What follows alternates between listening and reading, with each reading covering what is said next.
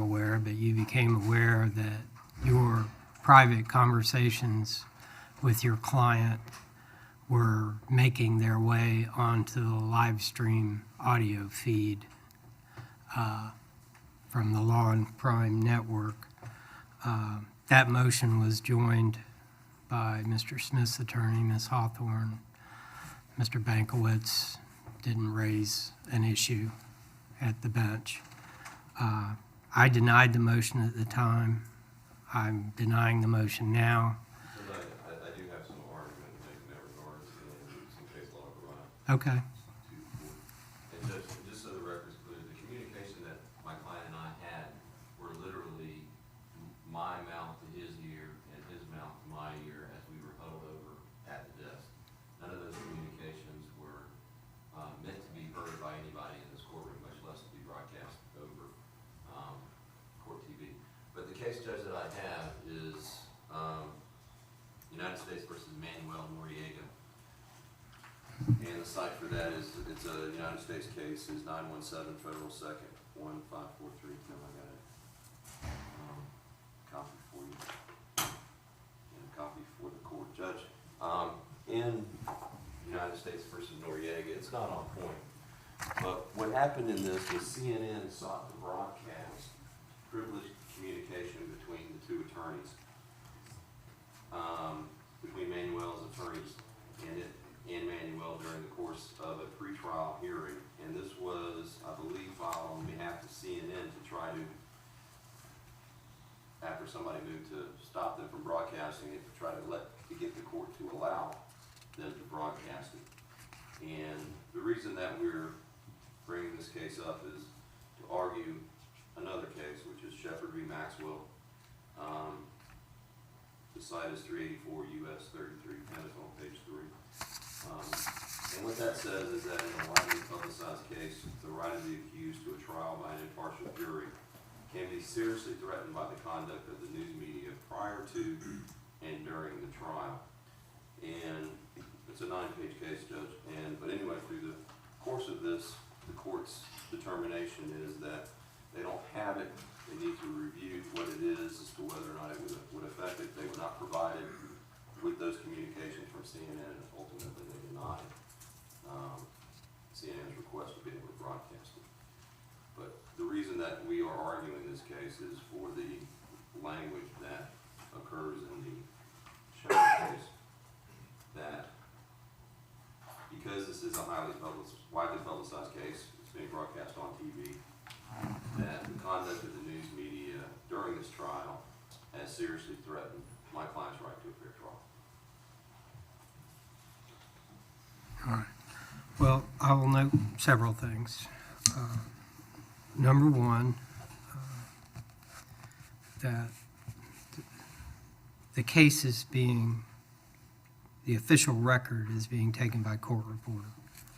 Ordinarily, in this courtroom and ordinarily in a case like this that is not a capital case, we would be using an electronic court reporter system which utilizes the same microphones and every other electronic device in the courtroom. Counsel table has microphones equipped with a button to mute the microphone. In my experience, hundreds of trials as a judge now, using the electronic court reporter system, the attorneys in my court are generally aware they need to press that button when they're having a private conversation. Now, I recognize that because we have a court reporter here, that probably no one was on notice that their conversations might be leaking into the main feed. My understanding is that the camera for the Law&Crime network is plugged into the main feed. He has no way to isolate microphones. He's just getting, what would be the house channel, which is everything coming through. Notably, I'm of the opinion that any impact this may have had is lessened by the fact that everybody that would be interested perhaps in hearing what counsel had to say to their clients is in this room and has been in the room the entire time without access to listening to the live broadcast that went out. I do not know what conversations came through that were audible. I don't know to what extent those conversations were audible. But what I have asked is that the producers of the Law&Crime Network make an effort to assure that there is no attorney-client sort of conversation which is audible on their end, archived, such that someone would be able to go back on this evening or later this afternoon and actually listen. So I have some confidence that, based on what I'm being told, that there is an active editor at work. That person's going to go back and listen to everything again and make sure that no attorney-client conversation is left on what's accessible to the public on the archive. I can't stop what might have happened live, but I've done what I can to lessen the impact going forward.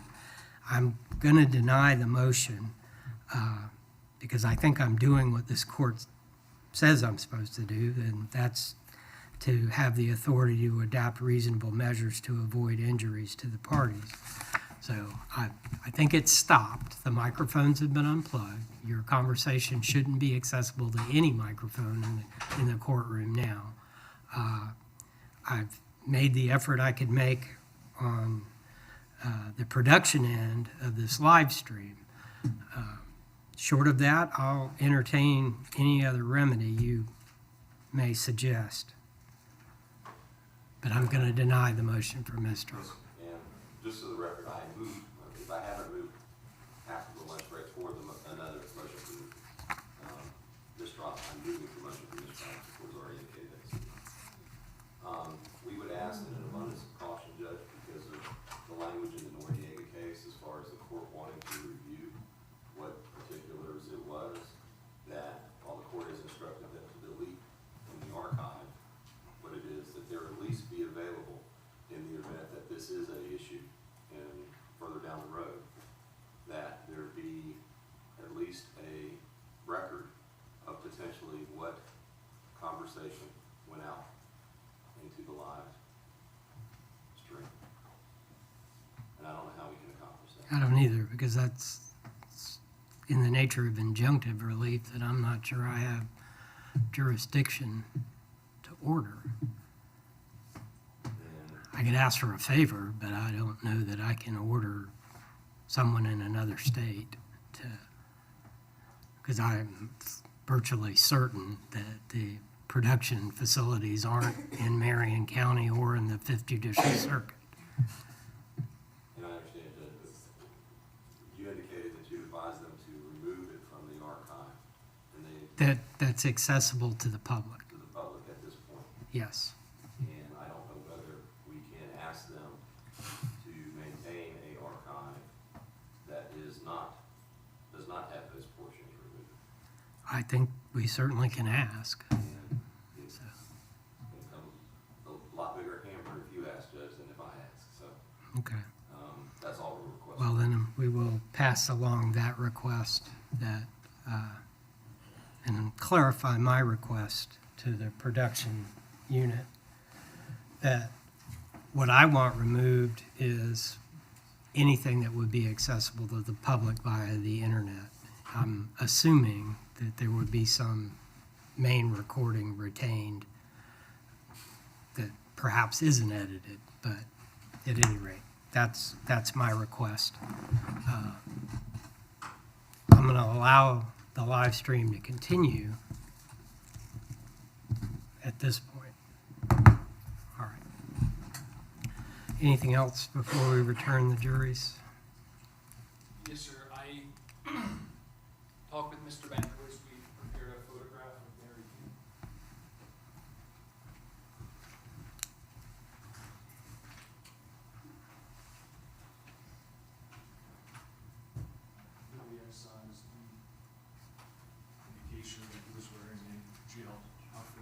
Okay, and you intend to inquire of Mark Newbanks about Yes, Your that? Honor, and I've spoken with him about it, and although it's not his arrest picture from his arrest, it does appear, that he does appear that way, and his teeth were similar, or the All right. same appearance. Mr. Bankowitz?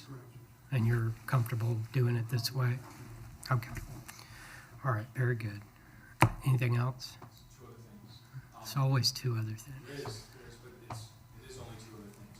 But when Mr. Shaw was on the witness stand, I heard, as Ms. Hawthorne was asking questions toward the end, somebody on the defendant's side of the courtroom, I believe it's Jen's Porter, she began also commenting on what he was saying.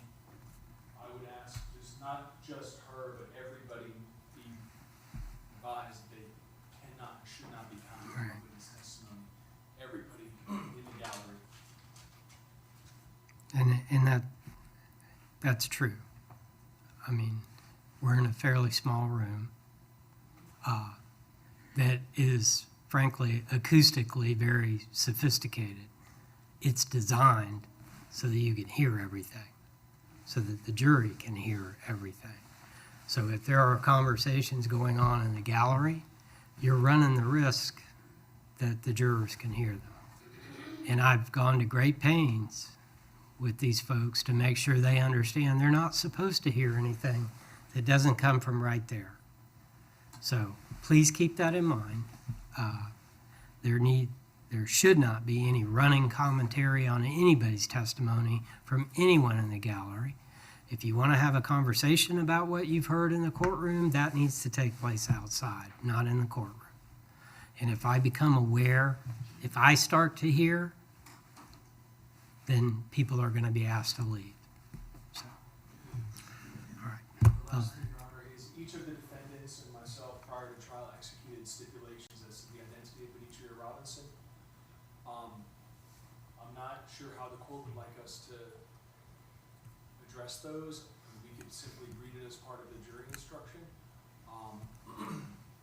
Or They can be printed and marked as an exhibit and go with the other evidence, if you're comfortable with that. There is a stipulation instruction in the standard jury I don't instruction. have a problem with however you want to handle it, just let me look at the language of the stipulation. yeah, there's a standard instruction stipulation where the judge would say to the jury, when parties or when attorneys or parties agree on a fact, it's Do you want called the court to announce it, that's fine. that would be my preference. This way we don't have, if all the evidence is in the common pool for them to look at, this way all three men's stipulations are not together. We don't have, it's three less things to mark and keep track of. Okay. I don't think it presents that big a deal, and it then becomes like the other evidence, which is the whole point of the stipulation, which is why, but I'll defer to the parties. If you want the written stipulation to go back, then we'll do that. If you don't, then I'll just read them at the appropriate time. If that's the way the court prefer, I would have them marked as evidence and just move it into evidence through the stipulation. As I said, Mr. McCord, I'm going to defer to the parties on that. What's the, Mr. Gorley, what's, Mr. Bankowitz? Ms. Hawthorne? Whatever you want. Go ahead and have them marked. Okay. All right. So that's your three. So you're done now? I am done. Okay. All right. And you have one more witness, or? Yes, sir. All right. Let's return the juries. All right. Welcome back. Nice change. Yeah. Very good. All right. Call your next witness.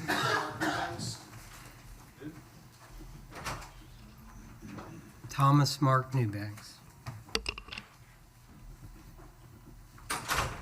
Again, Thomas Mark Newbanks. yes.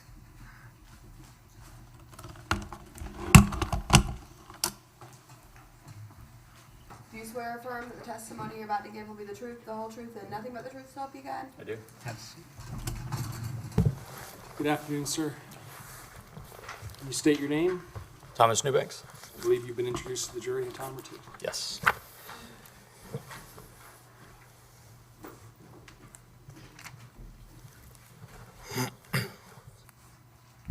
September 13th of 2003, shortly after the shooting at the Cloud9 nightclub, did a gentleman named Judicial Shaw come to the Marion County Sheriff's Office Operations Center? Yes. While there, did he participate in an interview with you? Yes. Did you, during the course of that interview, administer to him photographic lineups? I did. This is the photo array admonition form, as well as the photo array signed and indicated by Mr. Judicial Shaw. Prior to administering that photo array to Mr. Shaw, did you read the admonition form to him? I did. You then present to him the photographic array and ask him whether he can identify anybody? Yes, Excuse me. Did he select any photographs in the array? he did. Which photograph did he select? The photograph in position 4, And who is that a photograph of? defendant Barrow. At this time, the state will move State's Exhibit SSS into evidence as State's evidence. 66. No objection. State's Exhibit SSS for identification will be received in evidence as State's Exhibit 66. And when he made this identification, did you have him write on the admonition form what he identified that person as, what he stated he saw that individual do? Yes. What did he write? He wrote, was there and was one of the main reasons this happened tonight.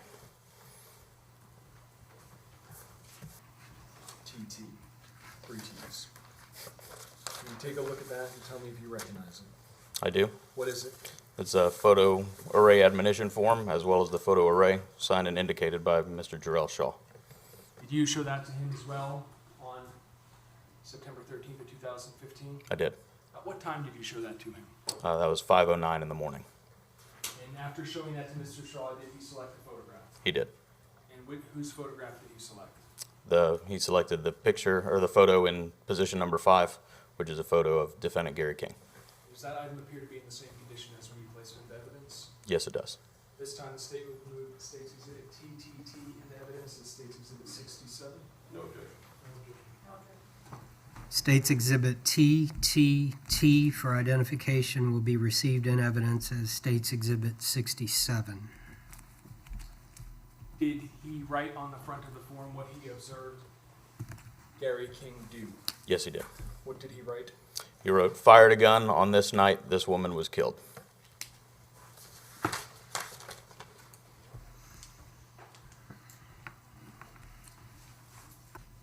I'm going to hand you what's been marked as State's Exhibit UUU. Can you take a look at that for me? Yes.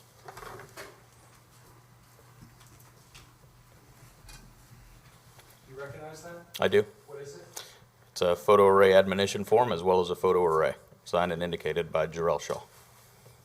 Now, on the night of September, or the early morning hours of September 13th, 2015, did you have a photographic array to present to him with Michael Smith at that point? I did not. Did you later arrive at a reason why you needed to show him that photographic array? Yes, Did you meet with him on September 22nd, 2015 at his home? I did. While there, did you speak to him? I did. And did you also show him a photographic lineup? I did. When you showed him, is this the lineup that you showed him? It is. Did you again read him the admonition form? I did. Did he select a photo? He did. And what number photo did he identify? He identified the photo in position 5, which is of defendant Michael Smith. Does this item appear to be in the same condition as when you placed it into evidence? It does. At this time, the state will move State's Exhibit UUU into evidence as State's Exhibit 68. No objection. State's Exhibit UUU for identification will be received in evidence as State's Exhibit 68. And when he selected that photograph, did he write on the front page what he observed that individual doing? He did. What did he write? He wrote, I seen pull out a gun and fire at the club that night.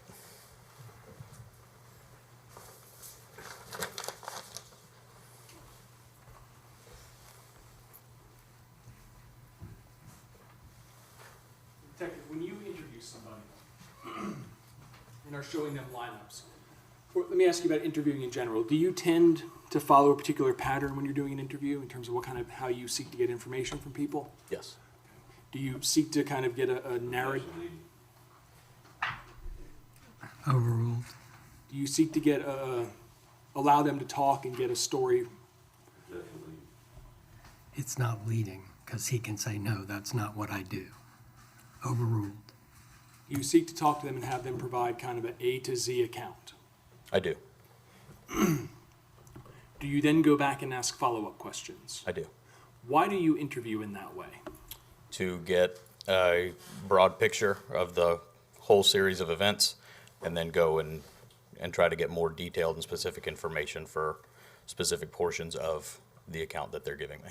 So why, when you're interviewing somebody, would you not just, every time they tell you something, begin peppering them with more questions about that topic? So they can maintain their train of thought.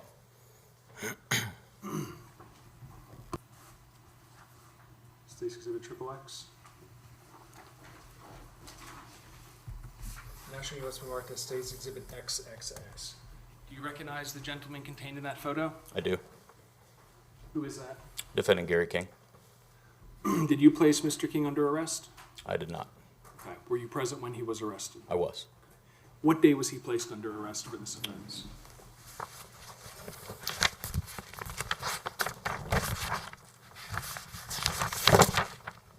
October 26th, 2015. Does that photo reflect how Mr. King appeared on October 20, you said 5th? 26th? 26th. 26th of 2015? Yes. And do his teeth in that photograph appear as they appeared at that time? Yes. This time the state removed State's Exhibit XXX into evidence as State's Exhibit 69. State's Exhibit XXX for identification will be received in evidence as State's Exhibit 69. May I publish, Your Honor? Yes, sir.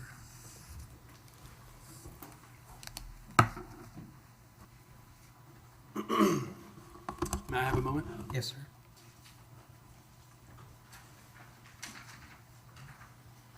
Detective, what county is the Cloud 9 nightclub in? Marion County. Nothing further. Mr. Gorley? Detective Newbanks, in the statement that you took from Mr. Shaw, he did not indicate at any time that he ever saw Laquan Barrow with a gun, correct? Correct. But he Okay.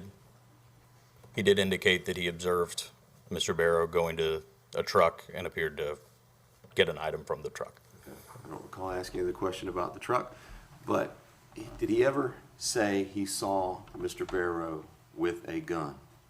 No. And you would agree with me, would you not, that these are the type of questions that you would allow somebody to talk and then you would follow up because that's an important part of the investigation or the interview, correct? Correct. Okay. And you did that in this case? Yes. On a couple occasions. Mhm. And when you were asking him to identify Mr. Barrow, you asked him again whether he saw him with a gun, correct? Correct. And he indicated he never saw him with a gun Correct. and that he never saw him shoot, correct? Correct. Okay. And in fact, those are important things on the admonition that you have them right, correct? Correct. And we saw that on the other two individuals, the photo lineup. He wrote things about guns, did he not? He did. Okay.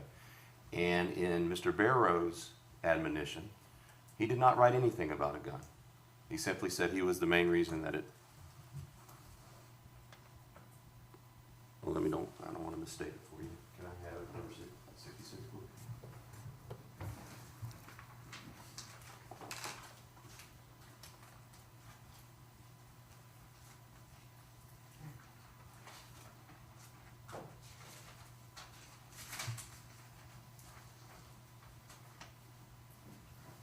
Was there and was one of the main reasons this happened tonight, correct? Correct. And you had him write that because he had indicated to you that he did not see him have a gun. Objection, asked and answered. No, overruled. Then you Correct. can answer that. So the question was, you had him write that because he indicated to you he never saw a gun that night with Mr. Stop. You had him write this because he had indicated to you that he never saw my client, Mr. Barrow, have a gun or shoot a gun that night. Correct. And would it be fair to say that throughout the course of the interview, that he referred to 2 guys shooting, correct? Correct. He never referred to 3 guys shooting, only 2 guys shooting. Correct. And you would agree with me, would you not, that if he made statements about what he heard from Mr. Barrow prior to the shooting, that those would have been important facts, and you would have included them in your report, correct? Okay. And would you agree with me that in your interview of Mr. Shaw, that Mr. Shaw never indicated to you that he heard Mr. Barrow make a statement about catching a body? Correct. Okay. That was never contained in the interview, he never told you that? I do not recall so with Mr. Shaw, no. Okay. And you would agree with me, would you not, that in the interview of Mr. Shaw, and you can review if you need to.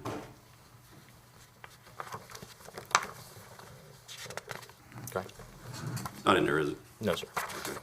And similarly, he never told you that he overheard Mr. Barrow make a statement about getting the sticks. Correct. That's not in the interview either. No, sir. You're not told that night, and that was right after the shooting, when you interviewed him. Correct. Hold on one second. Yes, sir. Judge, I have no more questions of Detective Newbanks. Mr. Bankowitz? Detective, relative to that same statement of September 22nd, Mr. Shaw, in fact, told you that other than the person whose lineup you were looking at that time, I didn't see no one else shooting, really. Isn't that correct? And what day was that again? I'm sorry? The September 22nd, 15 interview at his home, page 9, top of the line. If you could repeat the question, please, I'm sorry. He didn't tell you he saw anyone shooting other than the person who you were there to look at the lineup on, correct? He made statements further down on that same page that he did remember seeing 2 shooters. 2 shooters, but he never identified them. He was just identifying Mr. Smith, correct? On this day, correct. And in fact, he did say, I didn't see no one else really shooting. Page 9, first line. Correct. Thank you, sir. Ms. Hawthorne?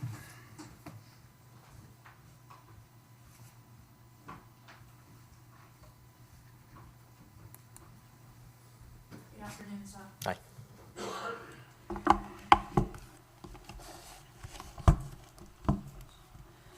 Now, when you interviewed Mr. Shaw shortly after the event, I believe it was September 15th? Maybe it was the 13th, sorry. I believe it was the 13th. Do you recall Mr. Shaw advising you that he saw a tall black male with an orange-colored shorts and an orange polo? I do. And you put that in your report, right? Give me 1 second to review that, please.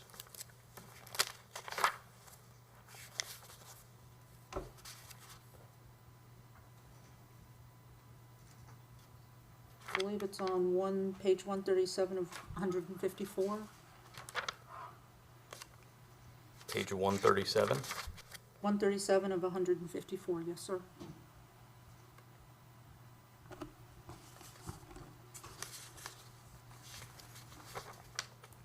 Top paragraph.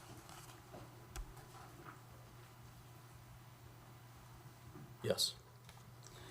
And he never told you anything about that person wearing a black hoodie, did he? No, ma'am, I do not believe so. And he described, again, 2 shooters, not 3. Correct.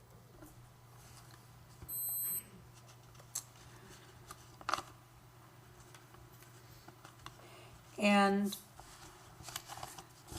let's make sure I get this right.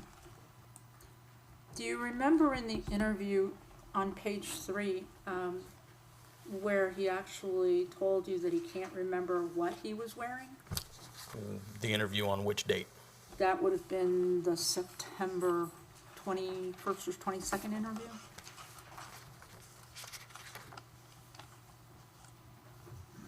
Yes. And do you recall him telling you that he saw a black F-250 Ford truck during that interview?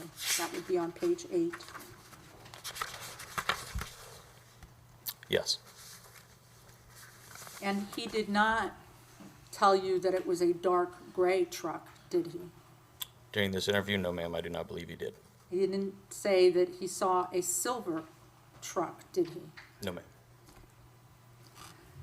And in this interview, he told you about a black Mazda, and that was also on page 8, I believe in the same paragraph as he described the black F-250. Correct. But he didn't tell you that he saw what he believed to be a Malibu, dark blue Malibu, with 4 individuals get into it, did he? On this date, no, ma'am.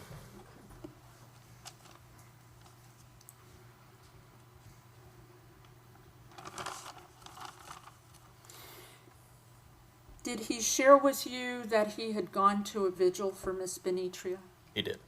And that the family had showed him pictures of various people that were at the club that night? Yes, he stated that he was shown several photos.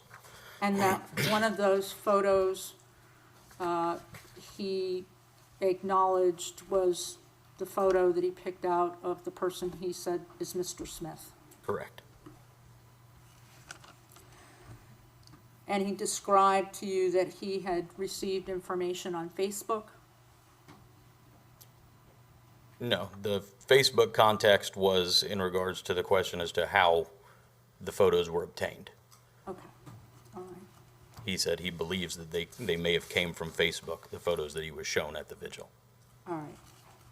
He never described Mr. Smith as wearing a white tank top, did he? No, ma'am. Can I have just a minute, sir? Yes, ma'am. Thank you, officer. Thank you. Redirect. Regarding him being shown Facebook photos at a vigil, did he tell you he had been shown multiple photographs before seeing one that he recognized? Yes. And when he was interviewed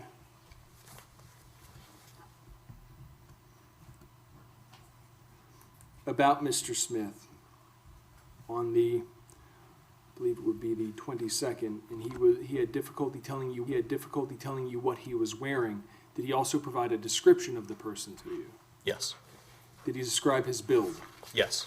How did he describe his build?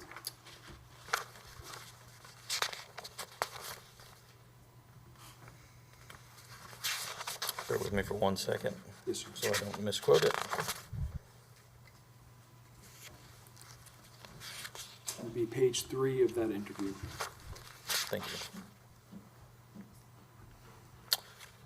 Mr. Shaw describes him as a tall black gentleman who, quote, he had a low, like a haircut, like a little fro or something, a small haircut. He was maybe tall, slender, black-skinned dude. He was dark-skinned. And you had discussed what he identified that individual as having worn when you interviewed him on the 13th. Correct. And he told you about a pair of orange shorts. Correct. Regarding Mr. King,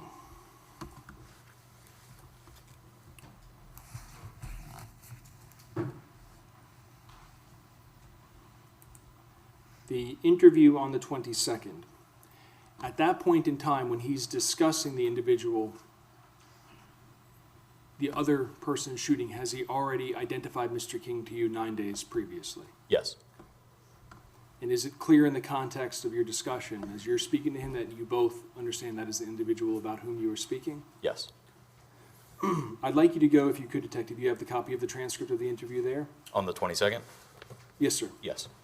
Can you look at page 8, line 20?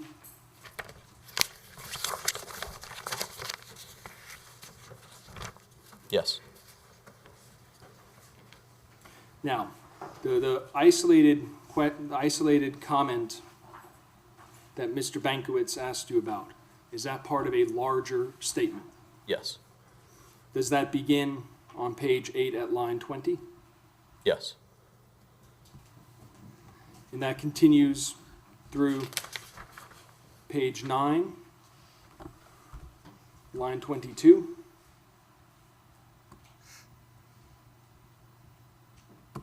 Yes. Can you read those questions and answers to the jury? Starting on page 8. Line 20. Detective Newbanks. But this is the one that you circled. This one that you circled is definitely Mr. Shaw. Yes. Detective Newbanks. One of the ones that you saw with the gun that was shooting, Mr. Shaw. Man, he is the one that was fucking shooting. Now, pause there, Detective Newbanks. At that point, is he discussing Mr. Smith? Yes. He then continues. Yes. Go ahead. I didn't see no one else really shooting, buddy, because he was in front of me. There was another guy on the side who was shooting, but that guy right there was right in front of me. Bro, I could have reached out and touched him on the shoulder. That's how close he was to me. Detective Newbanks. All right, awesome. Mr. Shaw.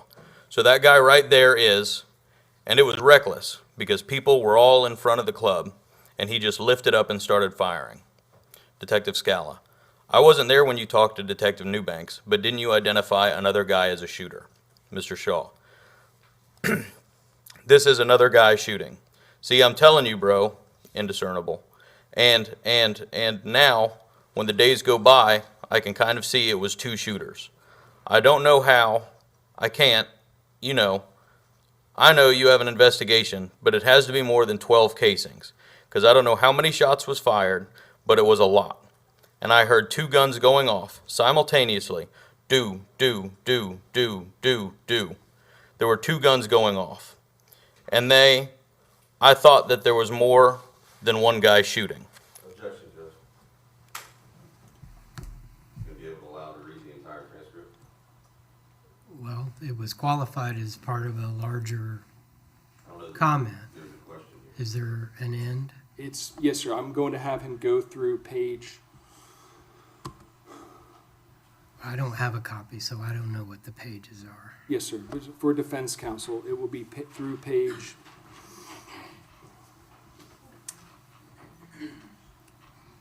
Page 10 on line 4. Where is he at now? He's on page 9, I believe line 22. Is there a question? I'm asking that it come in under the rule of completeness, given that he was crossed. If the objection is there's not a question, I'm going to overrule that. Continue, Detective. But I heard gunshots on the side of me too, so, Detective Scala. The other guy that you picked out, is that the one we showed you?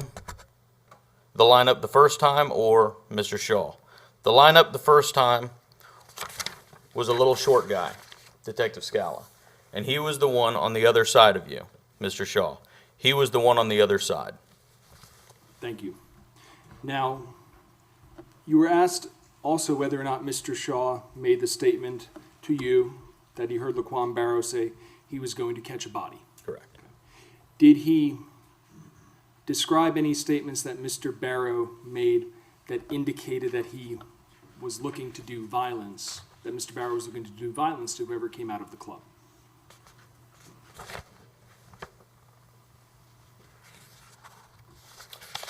Yes.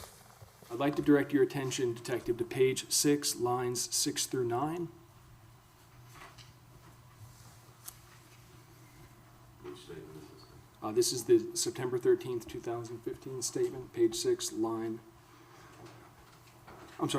page 6, lines 6 through 9. Want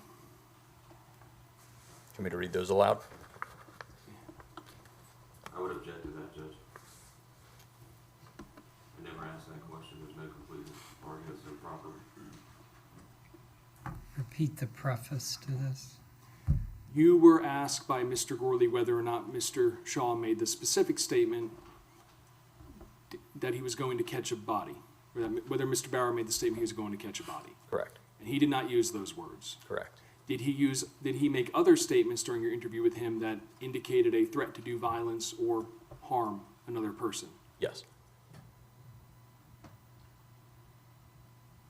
What did he say? What did he say? If you could refer to page 6, lines 6 through 9. So he kept saying, I tell you, when they come outside, we gonna get them. When they come outside, we gonna get them. When they come outside, we gonna get them. Did Mr. Shaw give you more statements, page 7, line 2 through 4? Yes. What does he say at that point to you? But all of them are together because they kept saying, we gonna get them. Just wait till we get out the club. You can go to page 9, line 16.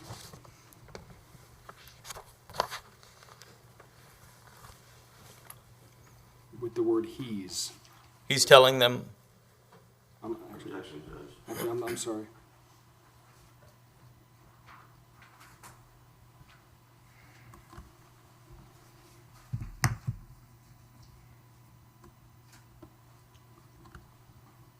Okay, if I could have you, Detective, go to page 15, line 24. Is there a question? There will be. Or would object to the reading of the transcript as an answer? Depends on what the question is. If you look at page 15, line 24, beginning at the word they in the middle of the sentence, read that to yourself until the end of the sentence. Is that a statement that you consider to be a threat to do violence? yes. What was that statement? We would object to that unless you can recall. Do you remember what he said? The exact verbiage, Yes. without looking at the transcript, no. Did the transcript refresh your recollection as to exactly what was said? Yes. Go ahead and look at it. Don't read it, just look at it. Does that refresh your recollection as to exactly what he said? Yes. What did he say? Y'all better move. Do you instruct anybody what to write on a photo lineup admonition? I do not. They choose those words. Correct. Nothing further? Recross, Mr. Gorley? Yes, Your Honor. In regards to they better move, He'd previously given you statements that Michael Smith had made a statement, y'all better move, back up, better move, something to that effect. Is that accurate? That statement that he stated that Michael Smith made was directed to him Right. when he bumped into him. And that was y'all better move, correct? Correct. Mr. Bankowitz?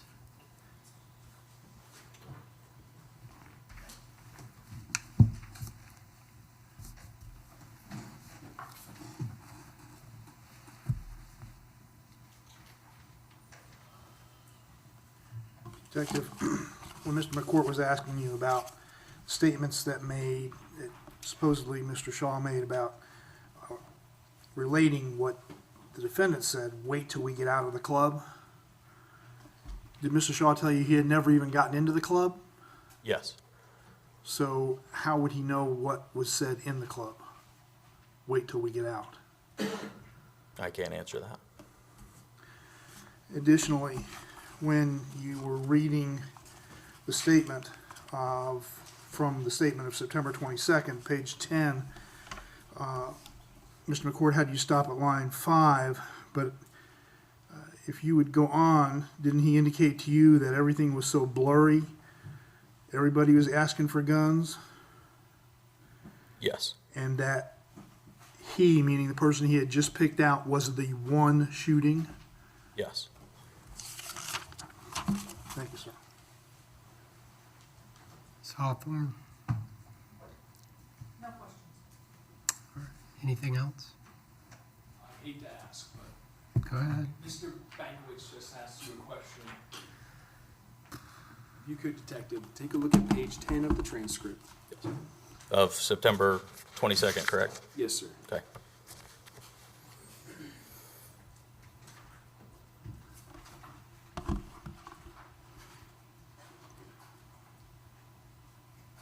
when he asks you,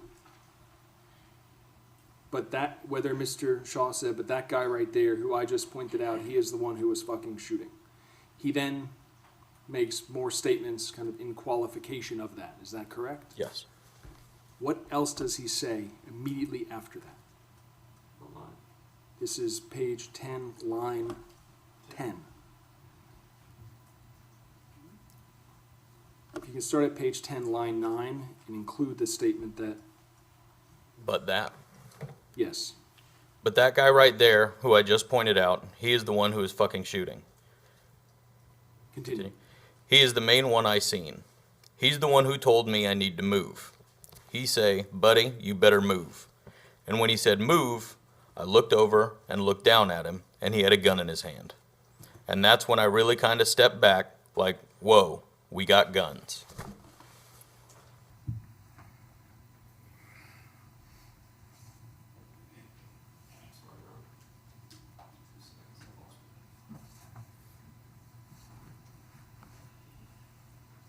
I think yours is the one that moves. That'd be my computer.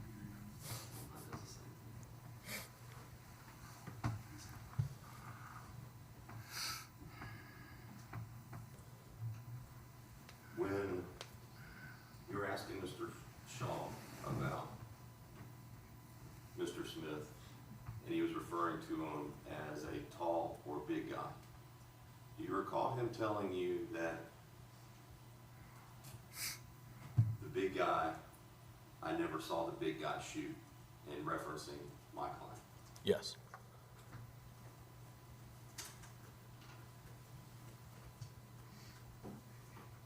Anything? All right. Council approach.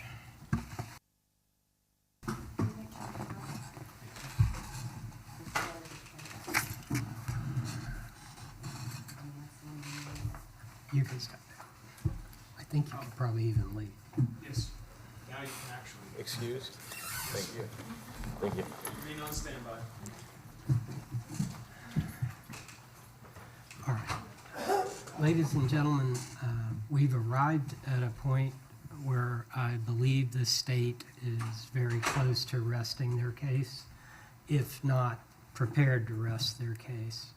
But because there are so many different items of evidence that have been introduced, I'm going to give the parties a chance to go through everything and make sure that what they think is in evidence is actually in evidence before the state rests its case.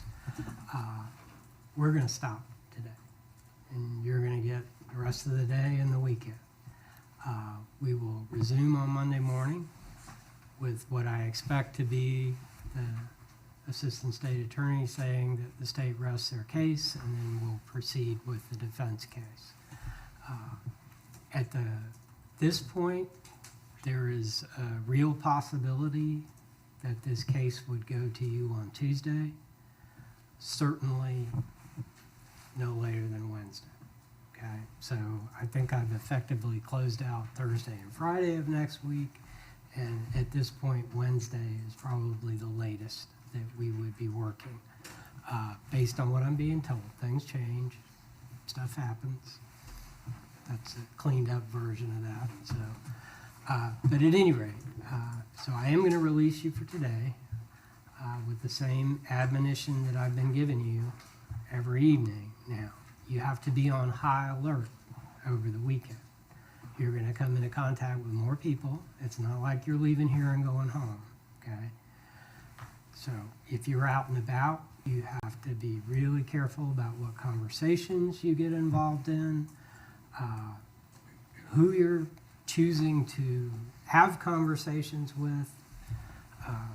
So just be very, very mindful of that. Avoid, again, the Ocala Star banner, the Ocala.com webpage, television news, and yeah, just don't do any sort of searching on the internet or anything, because the live stream that has been going on is available on the internet, and it could pop up any number of ways depending on what you put in as a search request. So just just avoid the internet if you can, unless you're going to ESPN or something like that that won't care about our case. So, all right, but with that, have a pleasant afternoon and a good weekend, and I will see you Monday morning. All right, jury's out of the courtroom. Unless there's something we need to talk about right now, and we'll be in recess till Monday at 8:30.